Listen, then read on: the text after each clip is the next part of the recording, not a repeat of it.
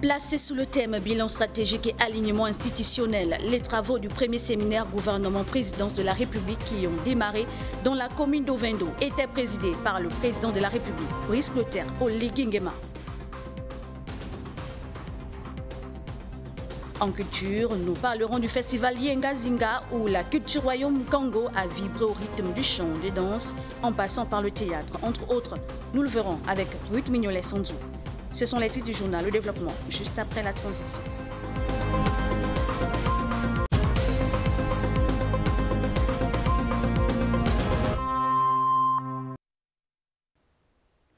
Ravi de vous retrouver et de vous livrer l'actualité de la mi-journée de cette semaine. Madame, Monsieur, bonjour et bienvenue. Sachez que c'est ce lundi que s'achèvent les travaux sur le séminaire gouvernement-présidence de la République débuté hier dans la commune d'Ovendo, placé sous le thème bilan stratégique et alignement institutionnel. Ce séminaire est présidé par le chef de l'État, Brice Clotaire Oligui Nguema. Une séance de travail au cours de laquelle les membres du gouvernement et plusieurs hauts responsables administratifs font le bilan des 100 jours de gestion du pays. Les précisions de nos confrères de la communication présidentielle. Bilan stratégique et alignement institutionnel, thème d'un séminaire gouvernemental ouvert ce jour sous les auspices du président de la République, Brice Clotaire Oligui Nguema. Séminaire intervenant quasiment 100 jours après son investiture. Il s'inscrit dans le cadre du suivi de l'évaluation de la politique de gouvernance en cette 5e République. Le chef de l'État, dont l'ambition est la transformation du Gabon, voudrait impulser au sein de nos administrations une dynamique nouvelle et cette séance de travail fut à nouveau l'occasion de le réitérer. C'est le triptyque discipline, cohésion et méthode. Discipline, parce que ce n'est que dans l'ordre que l'on peut espérer avoir des résultats concrets. La cohésion, pour traduire ici la bonne entente, l'impératif du travail d'équipe, gouvernement, administration, vous êtes une même équipe. Révision et appréciation des principales réformes, synthèse des principales missions et actions réalisées quant aux piliers stratégiques, notamment la gestion financière avec en appui la mobilisation des ressources, la planification des investissements, la mise en œuvre des principaux axes du projet de société du chef de l'État. Autant de thématiques auront ponctué ces discussions animées par le vice-président du gouvernement et plusieurs membres de son équipe. La méthode est basée sur la reconquête de l'indépendance économique de notre pays, en privilégiant la transformation locale de nos ressources. Le secteur minier, par lequel nous commençons, cette vaste entreprise permettra au Gabon de redynamiser considérablement son économie avec des incidences positives, directes, dans divers secteurs, tout en maintenant une perspective de diversification. Nous devons pouvoir nous appuyer sur de nouvelles ressources, le numérique, l'énergie verte, afin de créer plus d'emplois. Dans le secteur du pétrole, le nouveau code qui sera adopté doit séparer le pétrole et le gaz. Un code pétrolier et un code gazier. En outre, notre système de transport devra également être réformé. Du permis de conduire aux plaques d'immatriculation, tout doit être digitalisé pour une meilleure traçabilité. Aussi, créer une société gabonaise de transit. La question du foncier demeure une préoccupation capitale pour les Gabonais. Il nous faut rapidement alléger la procédure d'obtention du titre foncier afin de protéger les biens immobiliers de nos concitoyens. Dans cette même lancée, il me semble nécessaire d'accélérer la modernisation de nos villes en mettant en œuvre, comme partout ailleurs, le système de prélèvement de la contribution foncière unique. Ces travaux qui s'étendront sur 2 jours permettront aux experts de se pencher minutieusement sur les différents indicateurs de performance devant améliorer véritablement le quotidien des Gabonais au plan social et infrastructurel, mais aussi d'arrimer notre administration aux exigences pragmatiques de la Ve République qui se veut réactive et efficace à tout point de vue. Les 100 jours du gouvernement de la Ve République. Les grandes actions, évolution des dossiers, évaluation des projets ministère par ministère, perspective. 100 jours, une production spéciale ce mercredi 13 août 2025 à 21h avec des invités exclusifs, les membres du gouvernement.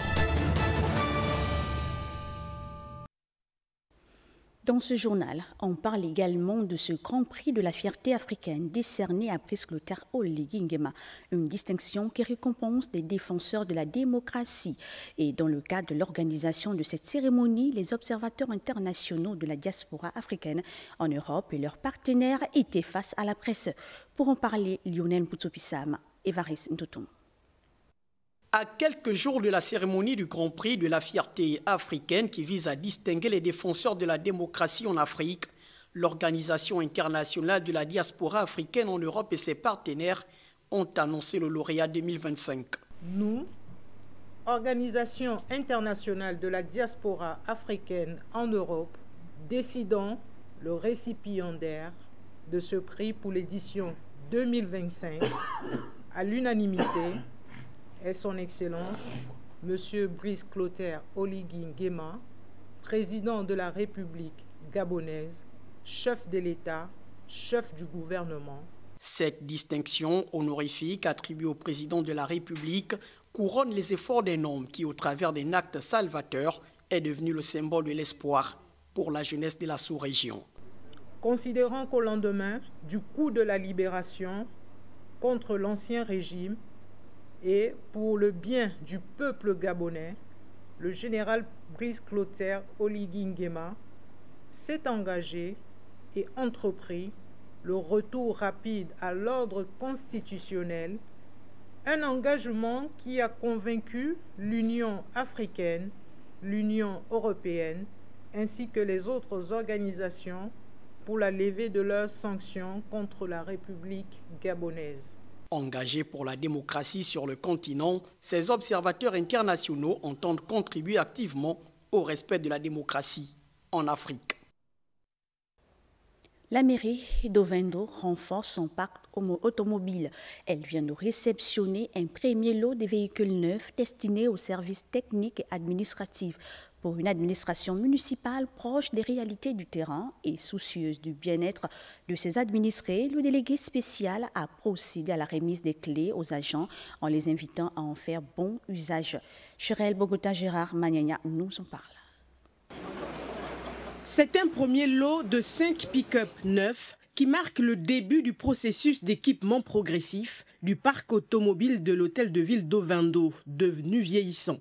Grâce à un plan d'investissement qui vise à accroître la mobilité opérationnelle des agents, 10 autres véhicules devraient arriver dans les toutes prochaines semaines. En présidant la cérémonie de remise des clés, le délégué spécial a clairement indiqué l'usage. Ces véhicules sont des véhicules de service, en particulier ceux en charge de la propreté de la ville, du recouvrement, la perception des taxes municipales et non des véhicules personnels.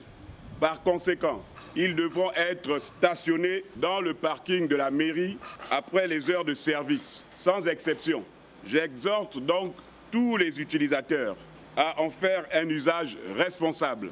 Des moyens roulants de la marque Sangyong Musso, conçus pour répondre aux exigences du terrain, avec une garantie de 3 ans ou 100 000 km. Ce sont 5 Musso, d'accord. C'est un moteur D22 DTR, d'accord, de 180 chevaux. Donc c'est un très bon moteur puissant. Donc ils sont tous équipés d'un pré-filtre et ils sont tous équipés aussi d'une plaque de protection pour le carter. Et pour la boucle, un office sur le parking par un prêtre, de l'eau bénite à tour de bras sur toutes les carrosseries. Un peu de Dieu, c'est plutôt rassurant sur nos routes dangereuses.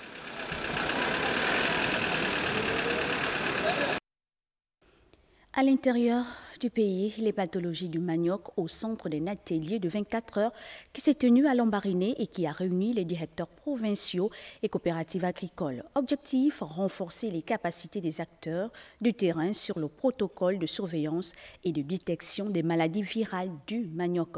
Les détails avec Yves Malik.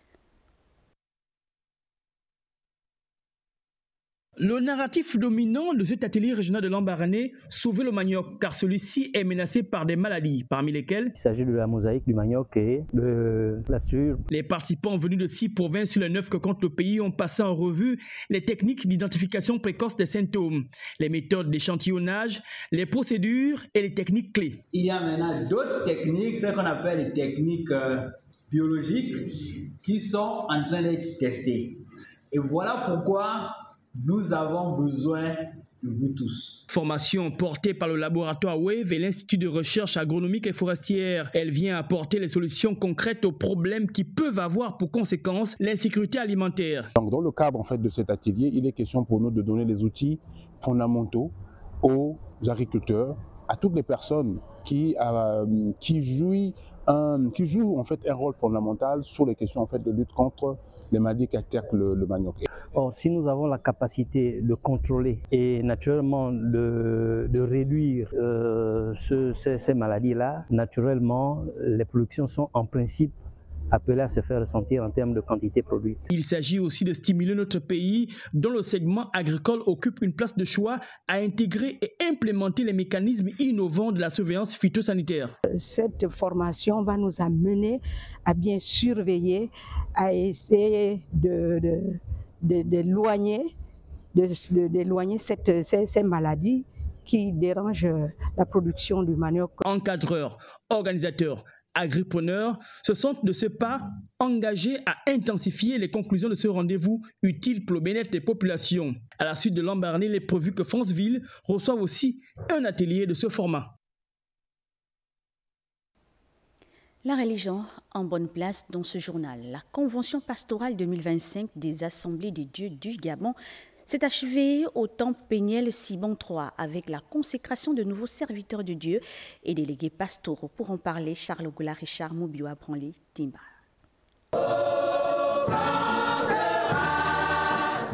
34 délégués pastoraux renvoyés à l'exercice de leurs fonctions pour une période de 4 ans. 14 pasteurs laïcs inédits dans l'histoire des Assemblées de Dieu envoyés sur le champ missionnaire et 21 nouveaux serviteurs de Dieu consacrés.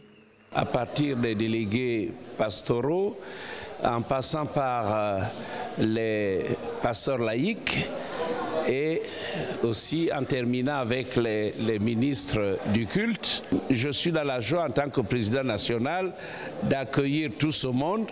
Et je précise que nous sommes en phase avec le programme mondial qui consiste à tripler les effectifs et nous continuerons. C'est un challenge. C'est donc une convention pastorale 2025 réussie, mention spéciale attribuée au comité d'organisation à la satisfaction du président national des Assemblées de Dieu du Gabon. Ça a été une pastorale inédite. On a vu les pasteurs engagés dans la prière chaque matin. Il y a eu des exhortations et l'encouragement à chaque pasteur de travailler avec fidélité.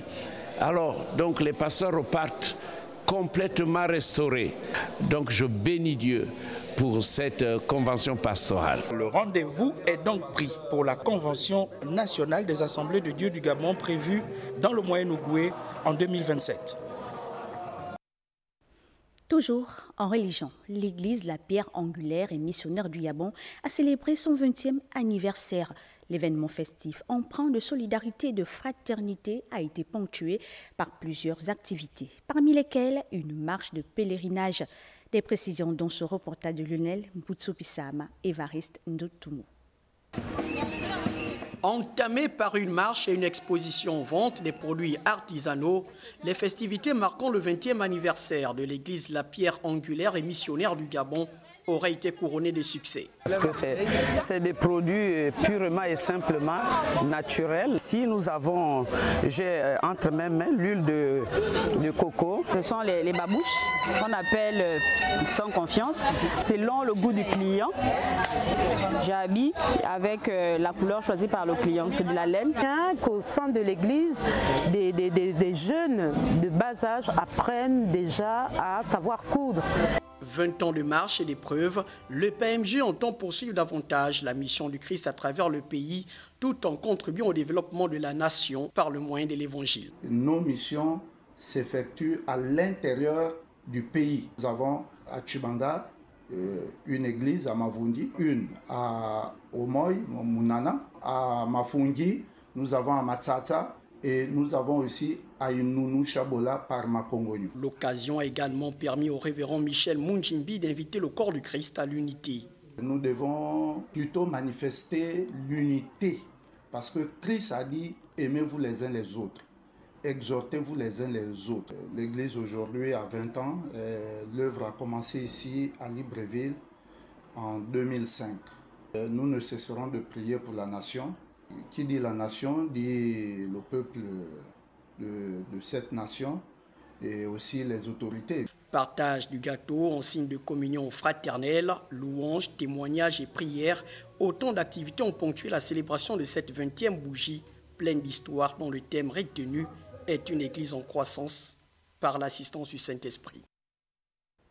En sport, la deuxième édition de la Coupe de la Fraternité s'est jouée au stade Alexandre Samba de Makokou. Cette compétition est placée sous le haut parrainage du président de la République, chef de l'État, chef du gouvernement. Le lancement s'est fait en présence de Benjamin Evin Biné. On regarde.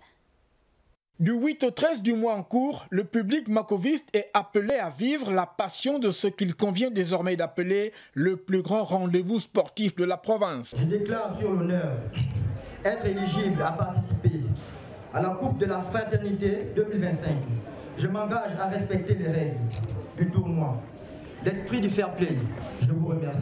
Je déclare sur l'honneur être apte à officier dans la Coupe de la Fraternité, agir en toute impartialité et respecter les règles et les principes du bon arbitrage.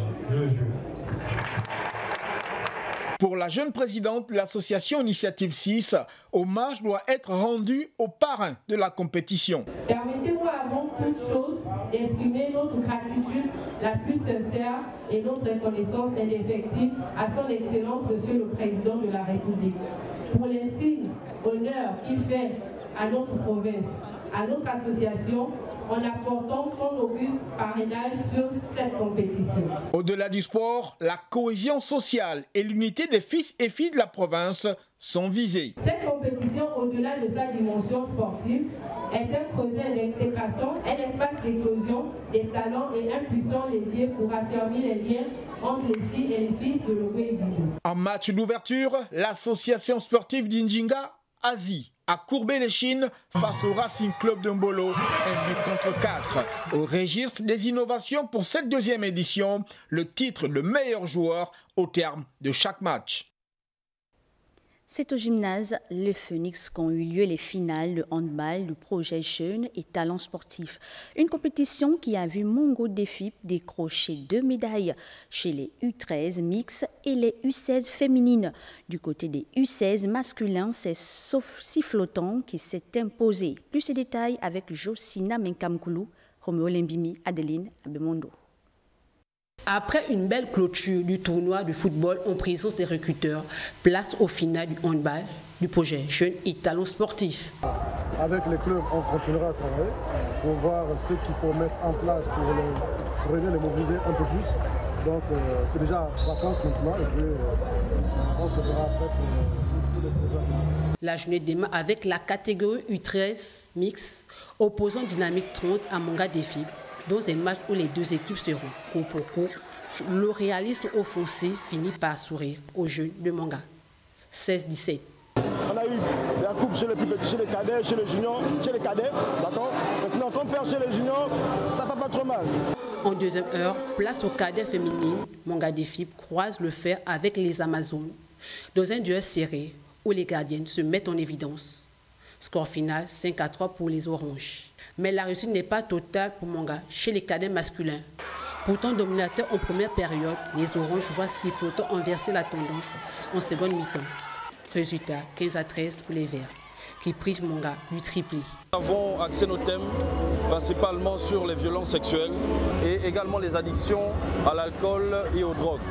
Nous savons que malheureusement dans notre société, beaucoup de nos jeunes en sont friands et on connaît les nombreux dégâts que ça cause dans les familles. En collaboration avec la Fondation Mabanière, le projet JET a conclu sa première édition au handball en beauté avec la remise de trophées chez les pupilles pour leur participation et aux équipes victorieuses des autres catégories.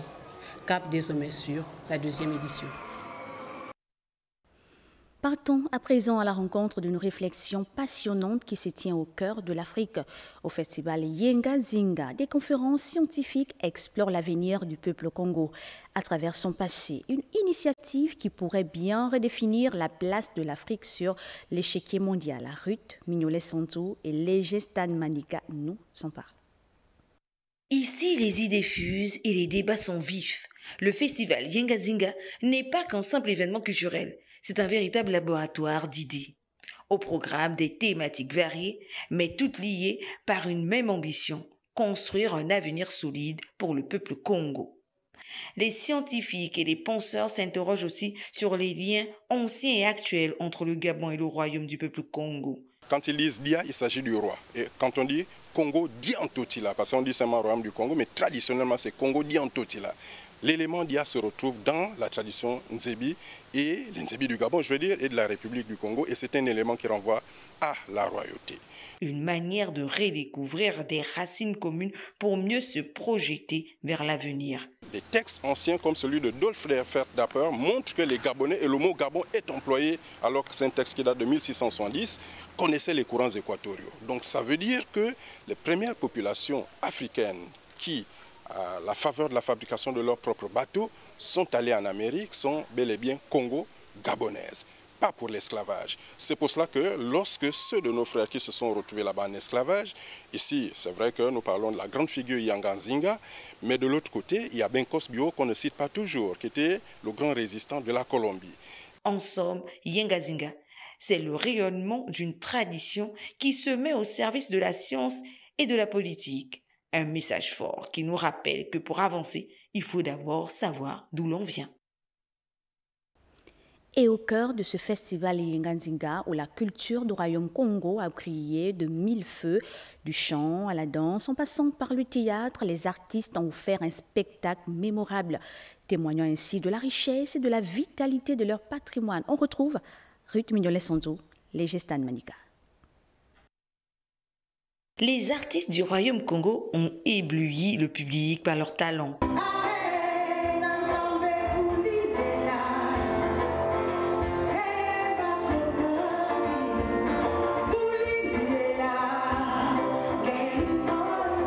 La soirée a été marquée par des moments forts, comme le conte de Michel Pécoin, qui a fait revivre l'histoire du royaume. D'abord, disait, mais chez nous, on n'avait pas de problème de femmes leaders.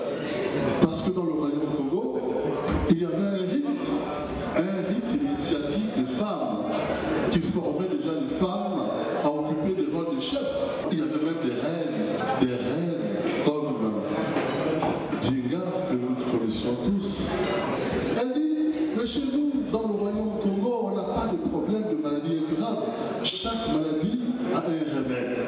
La chanteuse Annie-Fleur Bacheledis a composé une chanson spéciale, un véritable hommage au peuple Congo.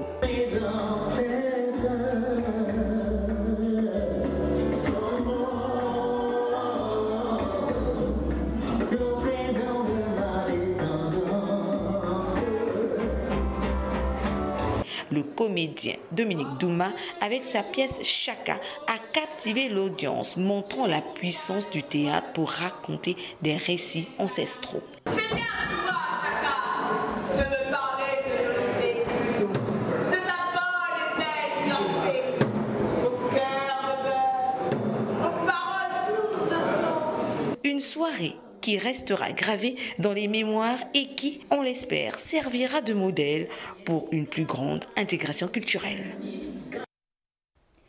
Venons-en à ce focus. C'est un secret jalousement gardé et transmis de mère en fille au cœur des forêts du Gabon. Le Niembé n'est pas un simple rituel pour les femmes à Bindji. C'est une initiation, une connexion profonde avec les esprits de la nature. Un univers de gestes, de signes et de couleurs dont les non-initiés ignorent. Je ne vous en dis pas plus. Suivons ensemble ce reportage que nous propose Ruth Mignolet-Sandouestana, Léger Manika. Au sud du Gabon, dans la province de Linguinier, l'ethnie Apinji perpétue un rite d'une grande singularité, le Niembé. Bien différent de celui pratiqué par d'autres communautés voisines, ce Niembé est l'apanage exclusif des femmes Apinji.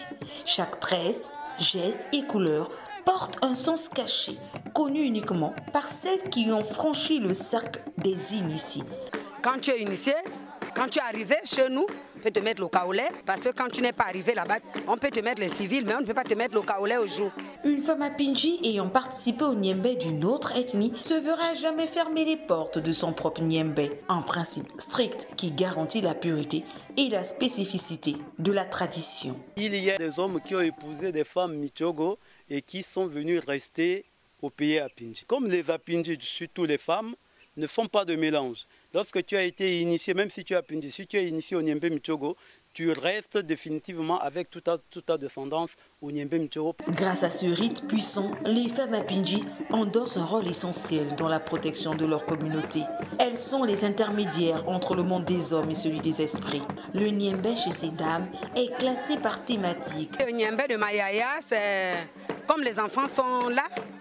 On a dit non, on va blaguer avec les enfants parce que le Niembé, le vrai Niembé Apinji, parce que ça c'est un secret, le malheur, le Niembé, l'initiation, c'est dans la nuit. Aujourd'hui, là, c'est la journée parce qu'on joue avec les enfants. La mère des jumeaux, déesse née dans le monde secret du Niembé, guide la délégation des femmes initiées. Les étapes de préparation et de recueillement qui précèdent la sortie des danseuses du Niembé sont encore aujourd'hui tenues secrètes, loin des regards extérieurs, une tradition qui se transmet à l'abri des curieux, assurant sa survie pour les générations à venir. Clap de fin de la 4e édition du Festival international des Beaux-Arts qui s'est tenu à Libreville du 28 juillet au 9 août 2025, organisé par Mince Consulting en partenariat avec le Musée national des arts, rites et traditions du Gabon. Un rendez-vous panafricain qui a vu la présence de plusieurs artistes venus des pays amis, rythmés par des ateliers de formation sur l'entrepreneuriat des jeunes. Pour en parler, Ingrid Bijomombo-Cédric Zendo.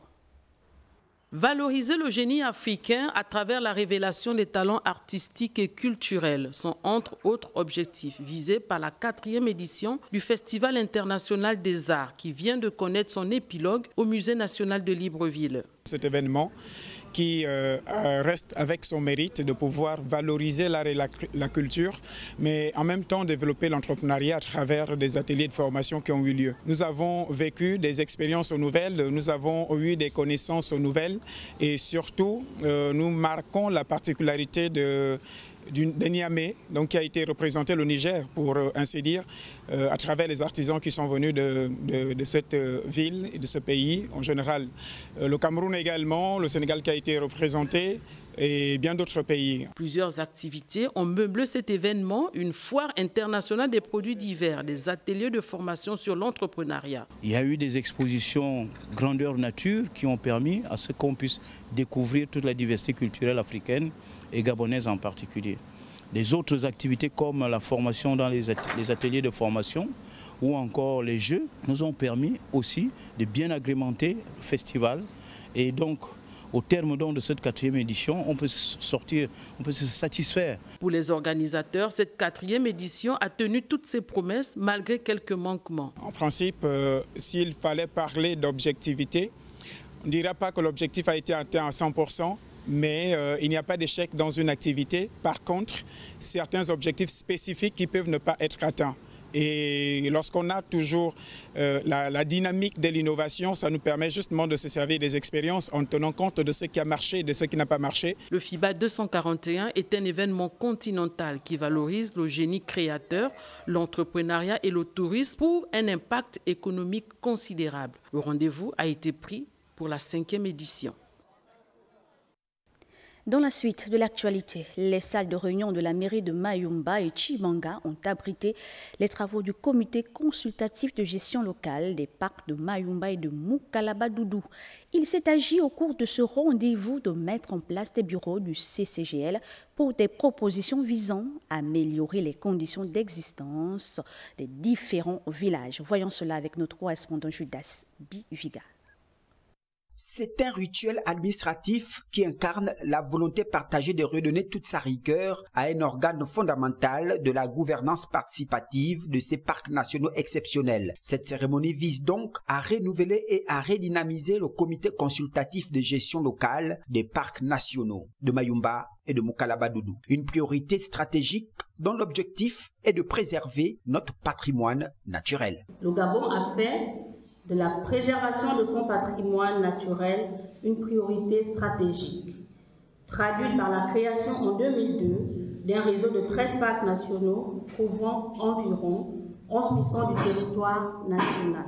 Ces aires protégées ont plusieurs objectifs, dont bien sûr la conservation, mais aussi la valorisation de nos ressources et l'amélioration des conditions de vie des communautés.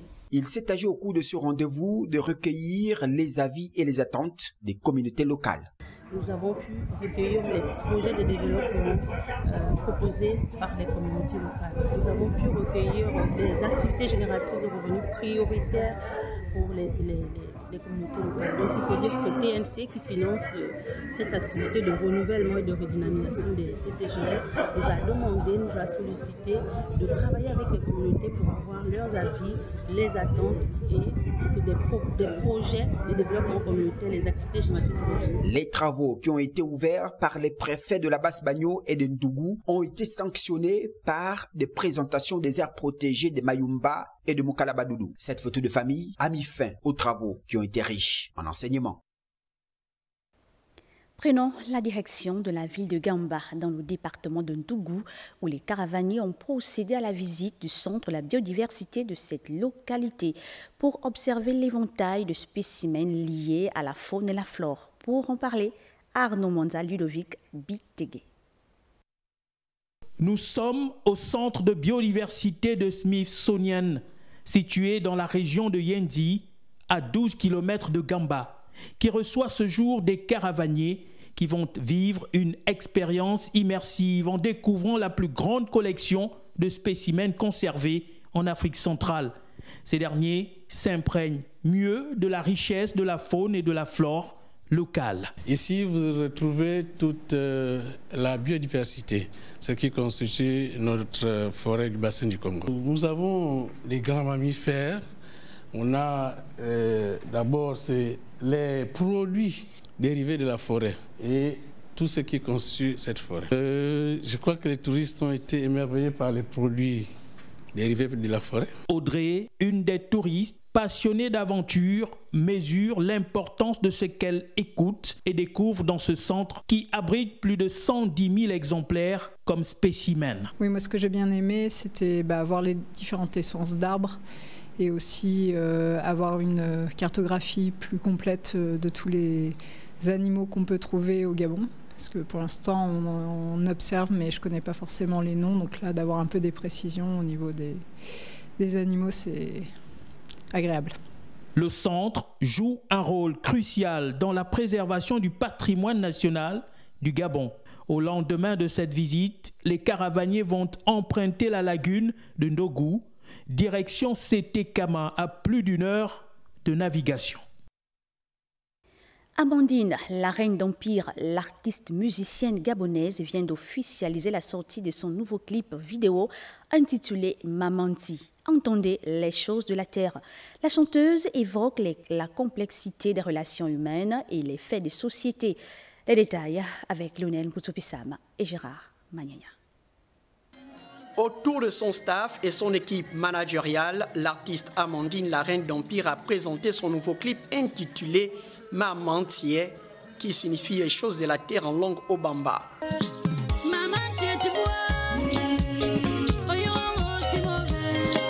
Avec un style musical alliant tradition, culture et modernité mixés dans une sonorité inspirée, la diva a encore servi ses fans.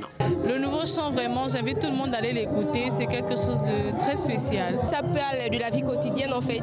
C'est de la réalité. Donc du coup, je kiffe trop le son. Aujourd'hui, j'ai découvert un nouveau visage de la reine d'Empire à Amandine. Que dans mes années antérieures, j'écoutais, mais je ne savais pas de quoi il s'agissait. La reine d'Empire, connue pour la profondeur de son message, relate dans son nouveau tube l'effet des sociétés et la complexité des relations humaines. On parle de l'effet de société, c'est que nous vivons au quotidien dans notre société, l'ingratitude, le manque de reconnaissance pour ceux-là qui font tellement d'efforts, qui sont sollicités déjà pour ce qu'ils ont. Et en retour, ils récoltent quoi? De l'ingratitude, ils sont jugés. Quand ça va bien, c'est qu'on peut les acclamer. Mais quand ça va mal, on leur pointe du doigt que ce sont eux qui amènent le malheur dans la famille. On oublie les efforts qu'ils ont eu à faire. Ambassadrice de la musique gabonaise, l'artiste entend tout mettre en œuvre pour pérenniser cette industrie à travers la jeunesse. Il est important que la jeunesse s'intéresse plus à notre culture, à notre musique pour valoriser notre culture. Devant une assistance conquise, la cérémonie s'est très vite déguisée en concert. Le clip est déjà disponible sur toutes les plateformes numériques.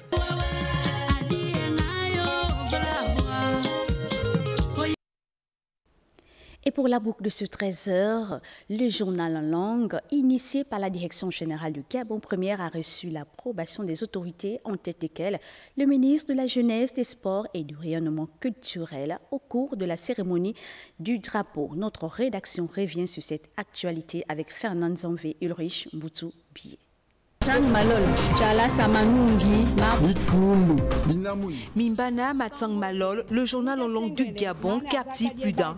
Il est le véritable canal télévisé où tout Gabonais peut se réapproprier des langues nationales. Bon, ça me plaît depuis qu'on a fait ce programme, ça me plaît beaucoup parce que beaucoup ne connaissent plus la langue et comme tout s'est revenu, même nos enfants ont oublié la langue, ont oublié la culture, donc ça me va droit au cœur. C'est très bien, ça félicité pour le Gabon, c'est dans nos cultures parce que ce sont nos langues. On sent maintenant que nous sommes au Gabon. Gabon Télévision nous appartient maintenant. Parce qu'avant, c'était le français, ce n'est pas tous qui ont fait l'école. Le format souvent trop court, pour plusieurs téléspectateurs, il propose. À chaque fois que l'on présente le journal en langue, il ne s'agit que de 2 éléments. Or, les gens se disent qu'il y a beaucoup d'informations. Pourquoi est-ce qu'on choisit seulement 2 éléments? Moi, j'ai par exemple vu comme au Togo, ils proposent certains journaux qui durent plus d'1 heure. En sus de voir l'actualité plus détaillée, il souhaite que le journal en langue soit diffusé sur la chaîne dédiée à la culture gabonaise. Vous avez Gabon Culture. Vous pouvez prendre le journal en langue et vous l'introduisez à Gabon Culture pour que Gabon Culture ait une visibilité. Qui suit Gabon Culture? Personne ne suit Gabon Culture en dehors des danses folkloriques, la musique. Oh, ça aurait été un élément qui permet à ce que les gens puissent suivre Gabon Culture. Pour l'heure, le personnel rédactionnel qui y travaille a besoin d'un accompagnement en matériel de production audiovisuelle et didactique. Ce programme, qui est cependant transversal, mérite un accompagnement certain venant des ministères de la Communication, du Rayonnement culturel et de l'Éducation nationale pour son côté pédagogique. C'est tout pour aujourd'hui. Merci de nous avoir suivis. À 20h, Ahmad Bini Evaka s'invitera chez vous et à 23h, Ernil Kozas Komila. Quant à moi, je vous dis à demain. Tinzembi attendre.